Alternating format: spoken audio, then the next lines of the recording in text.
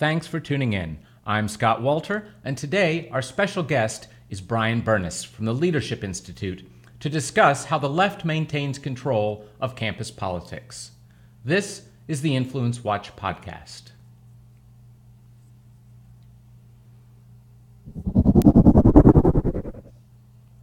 When most college students pay their tuition bill, they see a line item for mandatory student fees. While each student may not pay much, the combined fees from all students can add up to a massive sum, and that money goes toward campus organizations that can engage powerfully in political activism. According to an exposé on student fees at the University of Wisconsin-Madison that was done by the Leadership Institute's campusreform.org news site, students at that school are expected to pay over $50 million in student fees in 2018. While the fees at public universities can't go to explicitly political groups, such as college Republicans or Democrats, they can go to heavily politicized advocacy groups, such as socialist, feminist, or racial or ethnic identity groups. Campus Reform found that at UW-Madison, left-leaning groups received 20 times the funding of right-leaning groups. Well, Bryan, first of all, thanks so much for joining us, and I should say that our regular co-host here, Michael Watson, still on paternity leave, upsetting the environmentalists by adding more human beings to the earth. And we are here, as usual, in our Leadership Institute studios that we are happy to use, and it's great to have you from Leadership Institute. Tell us a little bit about LI and what LI has done on the student fee issue. Sure. So one of the programs that we run is an outreach initiative to conservative college students. We do several trainings and several organizational things to help them form student student groups on their chapters when whatever ideas sports that they believe in. So for example, we support pro-life groups, pro-gun groups, Young Americans for Liberty groups, everything in the conservative spectrum, if you will.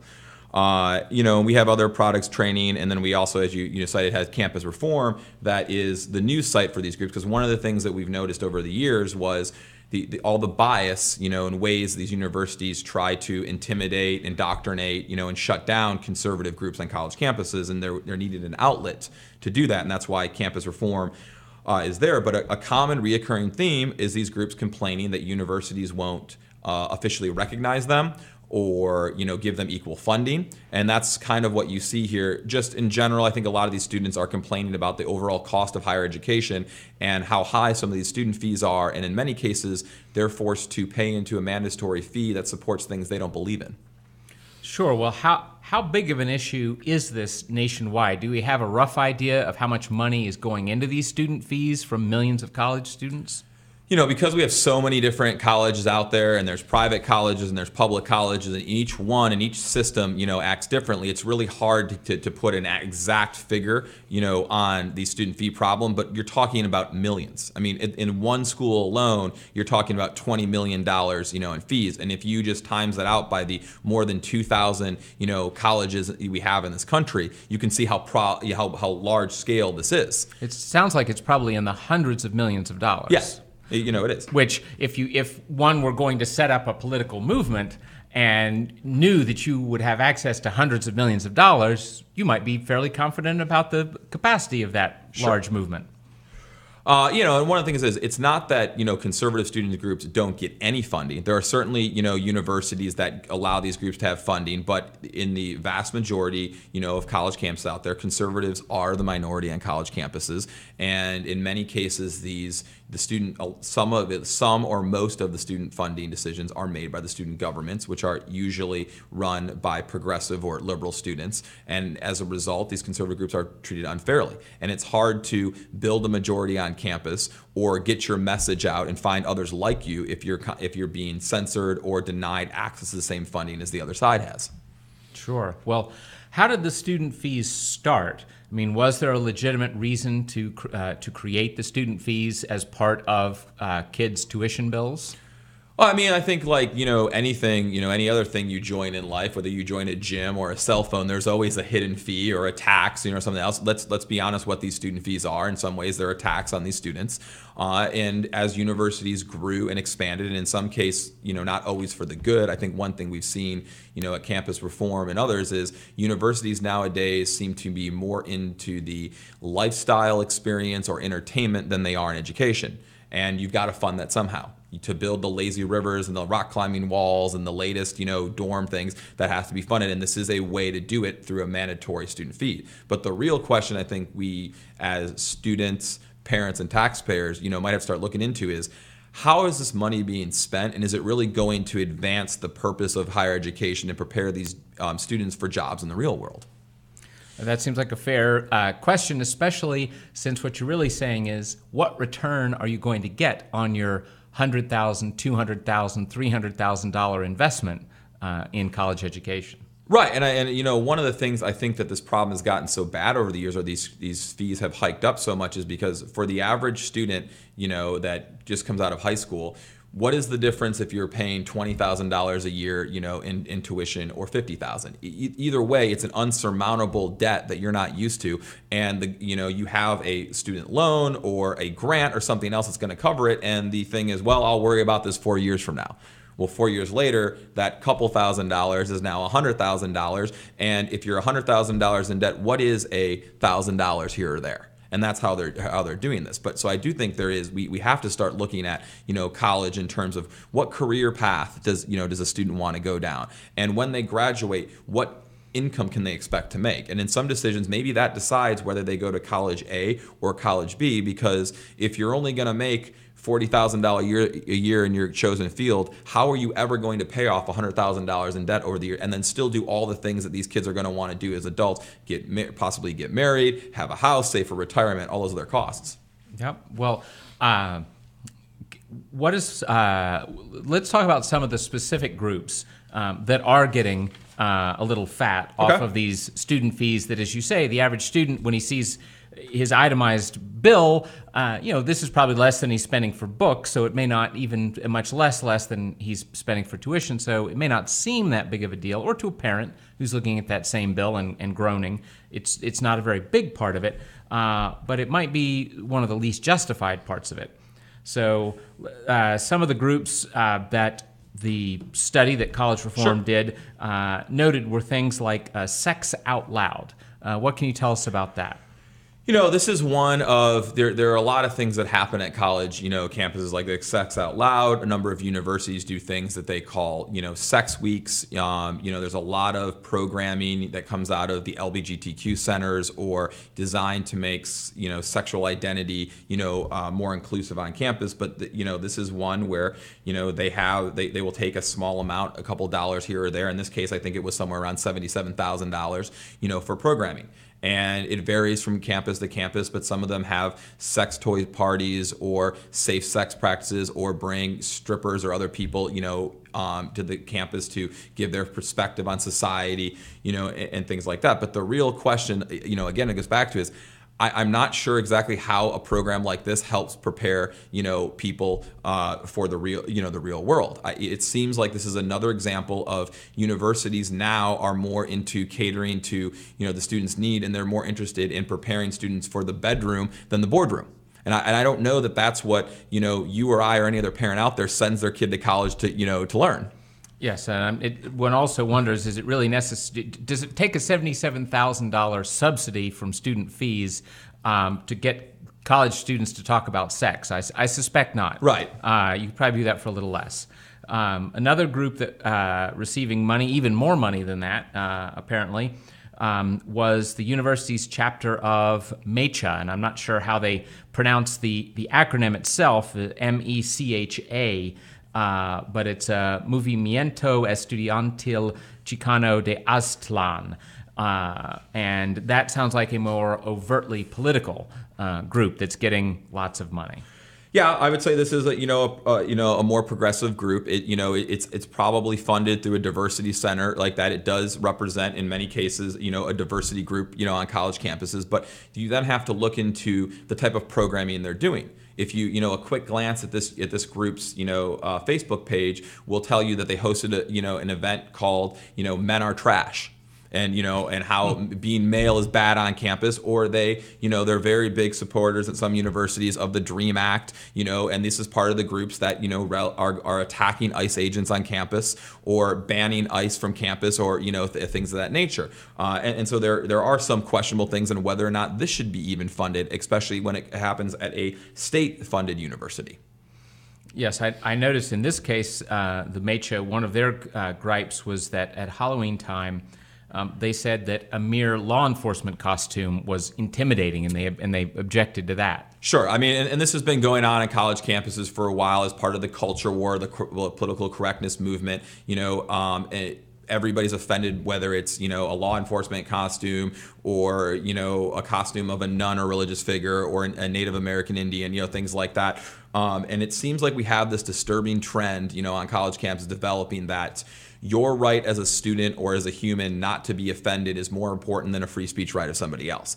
I don't know how, again, that translates in the real world, because there are things that I experience every single day, watching TV, listening to radio, walking down the street, that offend me. And it's not like I'm calling up ABC or NBC and saying that we have to remove all those hosts from the show because I was offended, by something. That I don't know how you can, exercise your free speech in this society and say what you believe and not offend somebody. So yes, and as you say, the lots of people will get out in the real world, the business world, outside of college campus without deputy assistant associate deans of diversity, and discover that people don't care too much whether they were offended by somebody else who happened to disagree with them. Right. Speaking of the campus-funded efforts to divide people along ethnic and religious and racial and ethnic lines, the study also found groups like the Queer Student Center and Feminist Student Activist Collective groups, and also pure racial groups like Black or Asian American, also getting this kind of funding. Yeah, I mean, this is part of the new university, environment where we want to celebrate diversity and different viewpoints, which I think is great. I mean, every college they should stick to the true intellectual diversity and bring in multiple viewpoints on college camps or anything. I think the problem that we see with this, though, is that how it's practiced in reality on a lot of college campuses is that we only want diversity when it agrees with our liberal or progressive agenda. And this is why over the past couple of years you've seen these violent outbursts when conservatives come to college campus and speak, because somehow that's not part of the diversity conversation. That point can't be recognized on campus because it offends some of the liberal and the progressives. I think the other dangerous trend that you see in this diversity movement is that are saying that we're doing this in the name of inclusivity to bring everybody together, and make sure that everybody's on an equal playing field. But in reality, what's happening is we have these special, student centers or programs for one group based on sexual orientation, one group based on, race, or ethnicity. And then we see this going into almost dividing people because we're pitting one group and saying it's better than the rest. And the scary thing is, in some college campuses, you've seen now where there are dorms that are, or this single sexual orientation only dorm, or this single, a race only dorm. It's like we're going back to segregation. And that seems to be a very disturbing trend.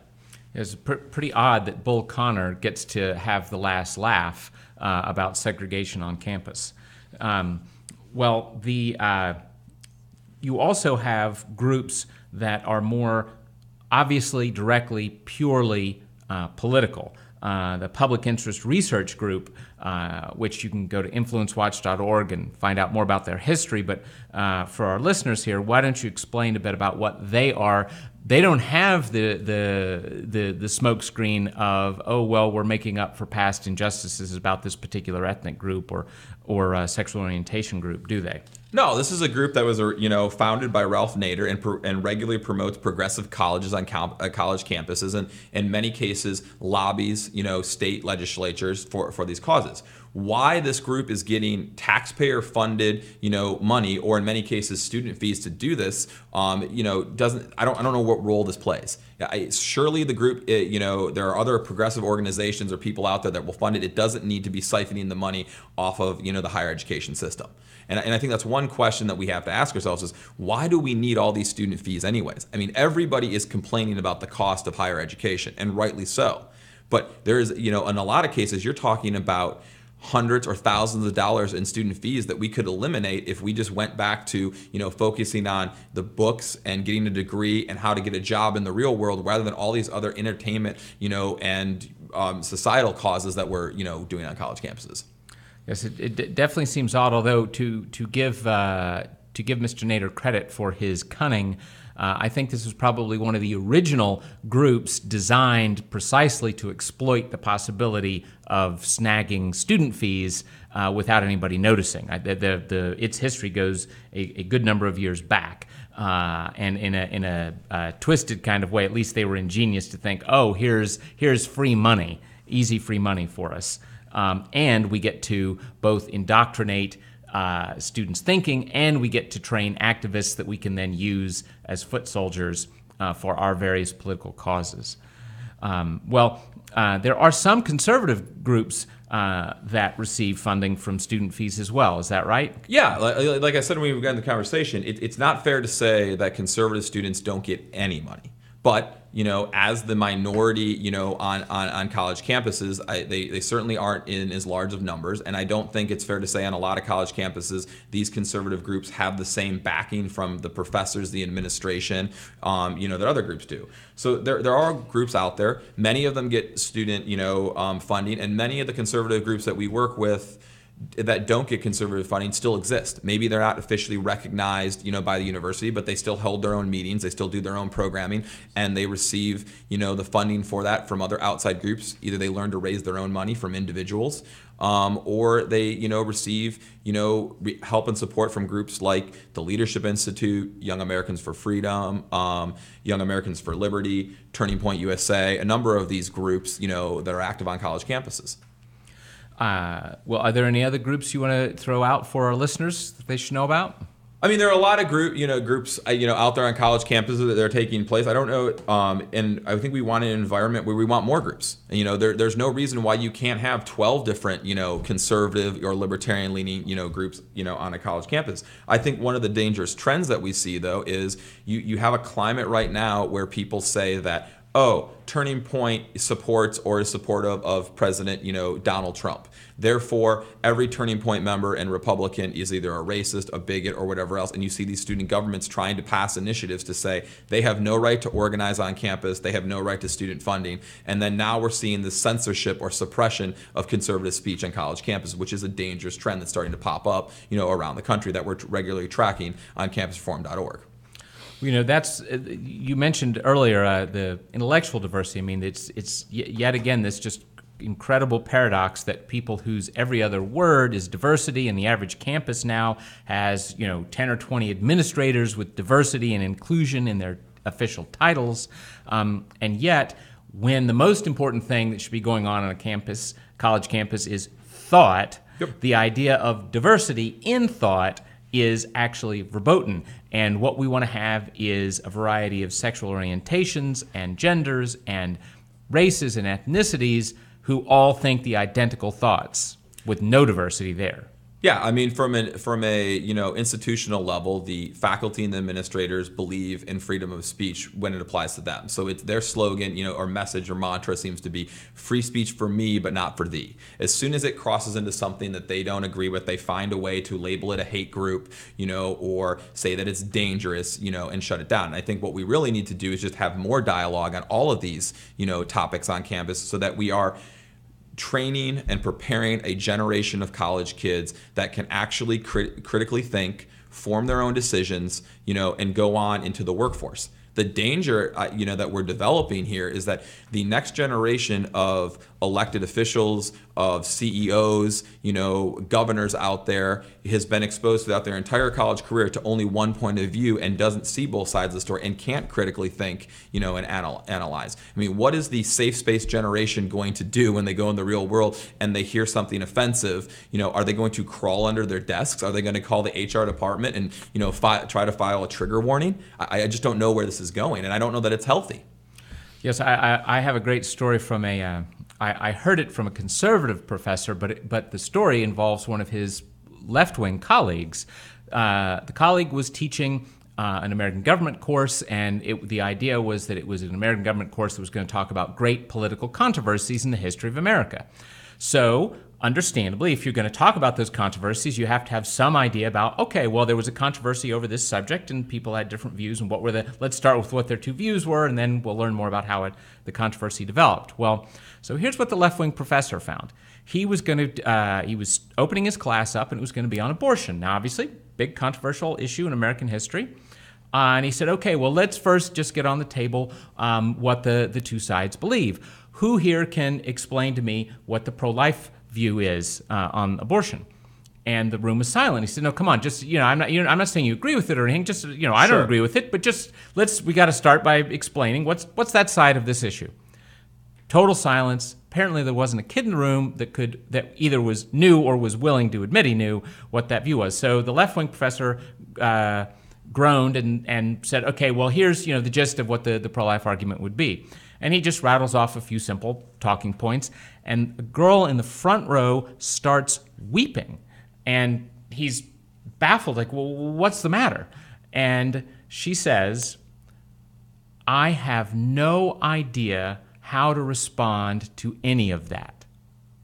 She was not at all pro-life. She wasn't feeling guilty over some abortion that she had. She was weeping because she was utterly ignorant of what the other side of her own position might be, and she was terribly distraught that because she was so ignorant, she couldn't respond to it and defend her own position. Now, that's a pathetic. Well, and I would say that I think you and I can both agree she's not alone. There are probably several students like that. And the scary thought should be is, what happens in 15, 20 years when that student is elected as a member of Congress?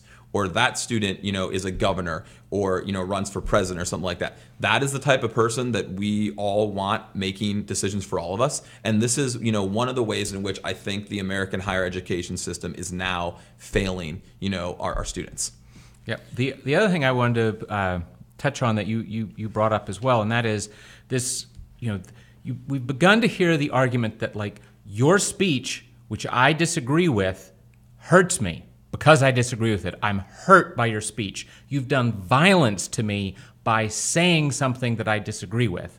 And that was puzzling to me for a while because, no, it isn't violence to express an idea that someone else disagrees with. I mean, in and of itself, that's simply not violence. But I began to suspect, however, that when you start, that the reason for making this bizarre argument that speech by itself is violence is that it can let you then flip things around and say, okay, these Antifa thugs here who are violent, their violence is just speech.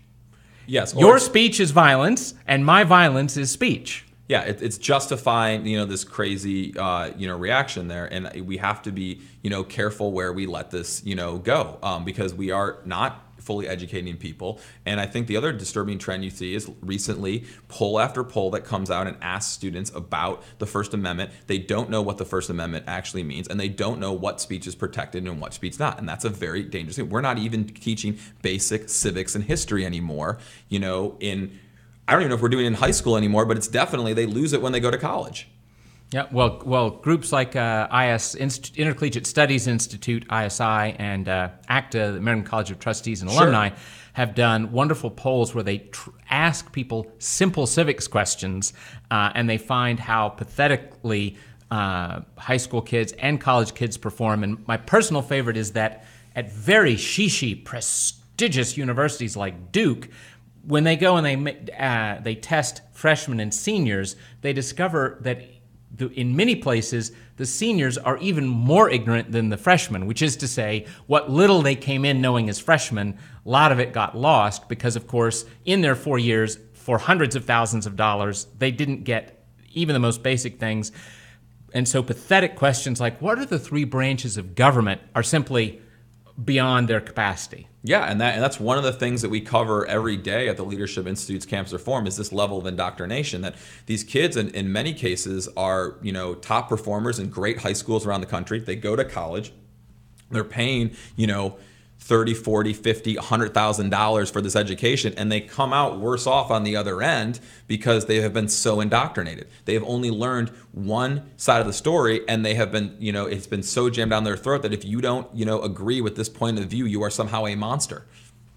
Well, let's go back to the Sure. to speaking of college reform. Let's go back to the actual study of student fees that it did that's so valuable. We've talked about some of the groups that get money from this. But let's talk about some of the actual entities and programs that got funding on campus. Okay. I see that the Boynton Health Facility there at UW got a very large sum of money. Can you tell us a bit about that? Well, this is one of many ones. Again, they got they charge us for an fee, and when you charge it out by 50,000 students or so, it ends up being millions of dollars. And I think in this one, if I remember correctly, it was the fee would also cover hormone therapy, IUDs, birth control, and everything else. And as you can imagine, at least we hear from conservative students across country all the time that don't agree with a fee like this. They don't necessarily agree based on their personal religious views or otherwise that they should be automatically paying for everybody to have birth control or hormone therapy, or whatever else it is. It's also kind of ironic because under the current climate, a number of these college kids still are on their parents' insurance and don't need this fee anyways, yet we're charging everybody this fee and wrapping it up. I mean, Duke University, I think, had another one in 2003 where they, were funding any students' gender reassignment surgery, and things of that nature. And there are a lot of questions. Is this the university's role to fund this? Sure. Now, at UC Berkeley, campus reform talked about locker rooms, and this could be and it was for gender neutral locker rooms. Now, correct. We could certainly understand that there could be a place for having some facility like this, but again, when it's easy, free money and other people's money, we don't tend to spend that very carefully, do we? No, and this is like many things I think that you guys covered InfluenceWatch that the government does. I think we're looking at a multi-million-dollar bathroom. Now, I think there's a lot of places where you could install a bathroom for much less, and so this is just kind of how this gets out of control. I guess it's a couple cents here, $1 here by a few students, but when you add it up, it's a large pot of money, and suddenly they have more money than they know what to do with. There are other examples that we covered at campus reform. For example, the University of New England has a diversity leadership scholarship certificate that if you are a student and you complete 20 hours of programming, they give you this certificate in social justice programming. Now, every student pays into student fees, and they pay for this thing. And as part of the certificate, not only do you have to go to some seminars, but you also have to support the university's other diversity, programs. The LGBTQ, center, a lot of the, other diversity series lecture, series, and the safe space workshops. Now, there are students that are like, this is crazy. One, they don't agree with the social justice movement, in general, or especially the safe space initiatives, but now they're funding it for everybody, and we're somehow giving these people certificates in it. This is just, another way of doing this. Now, I will say, it isn't all bad. There are some students out there that have seen the problem and are trying to rise to the occasion. There is a group of conservative students, like, for example, last, academic year at Rutgers University that read the fine print in the student fees and realized that the daily student newspaper at Rutgers gets majority of their funding from the student fees.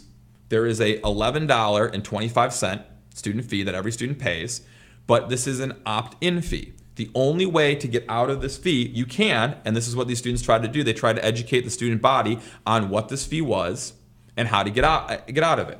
But the only way to get out of this fee is you have to do it prior to paying your tuition and you must email the publication in order to receive, a refund. That's a very complicated process. And again, when you're a student and you're getting your financial, your loan, your financial aid check or whatever it is, and you're writing a fee, for, somewhere like $10,000 or more, are you really looking at the details of the $11.25 fee? And more or less, you have to either go in and subtract that amount from the overall check you pay, or email the publication and say, would you please refund, my student fee? And I don't know how many of those emails even got returned, or processed. And that's how this process is now. But let's just take that out. The Rutgers student body is somewhere, into 40, 50,000, students. So you take that $11.25 fee per semester divided by the students, you're talking about over $1 million a year. Over $1 million a year is funding a student paper that in many cases a lot of students aren't reading. This is crazy. If the paper is successful and needed on campus, there should be a way that they can sell copies or sell sponsorship, or advertising. Right, or advertising thing. But every student on campus is paying the $11.25 for a paper that I'm sure the majority of them don't read. And this is how we get, to this point. Well, let's step back here and Sure. Look at the bigger question. Should the fees just be eliminated completely? What do you think is the best way for them to be handled? I mean, this has always confused me because I certainly understand that there are certain things that the student body needs. Buildings, salaries, things like that. But I thought that's what you were paying when you set a tuition price. I thought your tuition was paying for the facilities on campus to pay the teachers, and everything else. What these fees have become, though, in many cases, is backdoor ways for universities to raise more money. So you've seen over the years state legislatures that have an influence on the cost of tuition, or governors say, that's it, we're going to try to solve this problem, we're going to freeze tuition.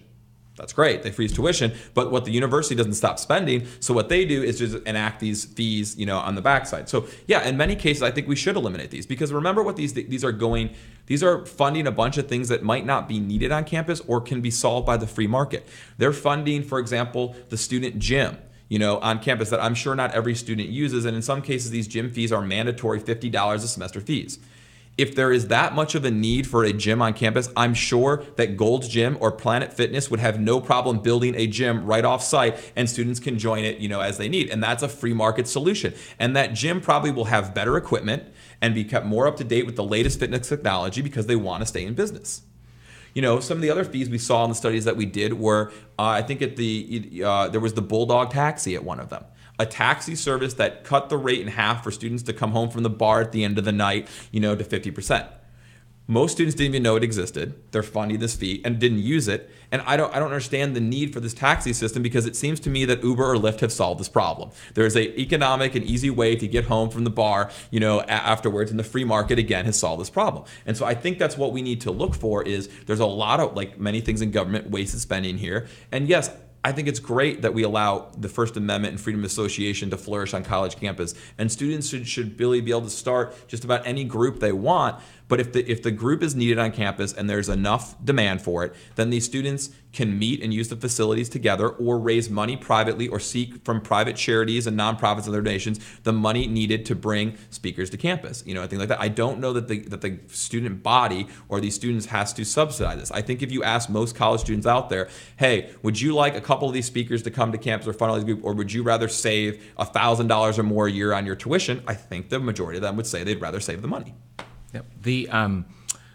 If I'm a student on campus, are there things that I should be trying to do? One easy thing, it seems obvious to me, is that I should be demanding complete transparency about where the monies are going, because we all know from our college years, little cliques often will take over student government, and then they help they shovel the money to their pals. That may help to explain the huge disparities in what different groups are getting. And if that were completely transparent, people would be able to protest if it was outrageous, and probably the transparency would even deter some of the favoritism that's going on now. Yeah, I think transparency is always a good thing, and this, and I would encourage all students, and this is one of the things that we try to support through Leadership of Campus Reform, is students will often say, look at the devil in the details, looking at what their student government spending money on, or they are a part of student government and they have a problem, and they'll send us a tip or they'll want to write the story up, which is great. And I have one example example of that is we got a tip, earlier this year from students at the the SUNY Albany, in New York, chapter. Their student government spent $5,000 to send 6 members of the student government to a diversity conference in New Orleans during Mardi Gras. Now, the great thing about this and what made so many students on campus, mad is there also was the same conference. There was a meeting coming up in New York that they could have gone that wouldn't have involved all the plane flights, everything else. But when it got more disturbing and these students demanded some transparency and looked at what this $5,000 trip cost for this, they noticed, I'm sorry, that was not, there's just $5,000 I think in spending in like hotel and taxi cab fees. Now, the majority of the Uber fees were not going from the hotel to the conference. They were going from the hotel to the French Quarter, and they were at nighttime. So the university and the student fees were most likely paying for these student government officers to have a great time at Mardi Gras and go bar hopping. That is not what the intention, I don't think, of those student fees when they were, taken from all the students was. And there was no control here. This would have been one. If there's a need to go to the diversity conference, okay, but why aren't you going to the one in your own state where presumably you would be networking with students around your own community and things like that, rather than going on what amounted to, it seems like here, a paid Mardi Gras vacation where the student government, officers had no problem voting in a fee to enrich themselves and create their own great experience. Well, frankly, that sounds like great job training for future members of Congress. Oh, yeah, exactly. Going on junkets around the world of no value but great expense. Thanks so much, Bryan, for joining us this week and for all of the great work that Leadership Institute and its campusreform.org news site has done on this issue.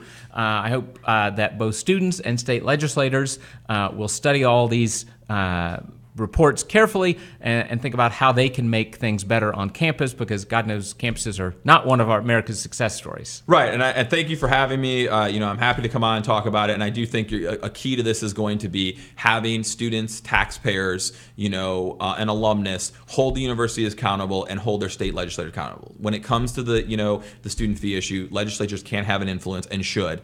And anybody who's interested in this topic can continue to follow these stories at campusreform.org. So thanks so much. Thank you, Bryan.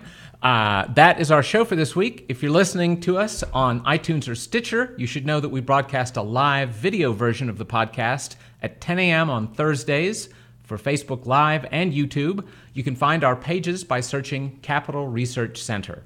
And if you're watching the video version, we encourage you to subscribe to the audio on your preferred podcast platform. We'll see you next week.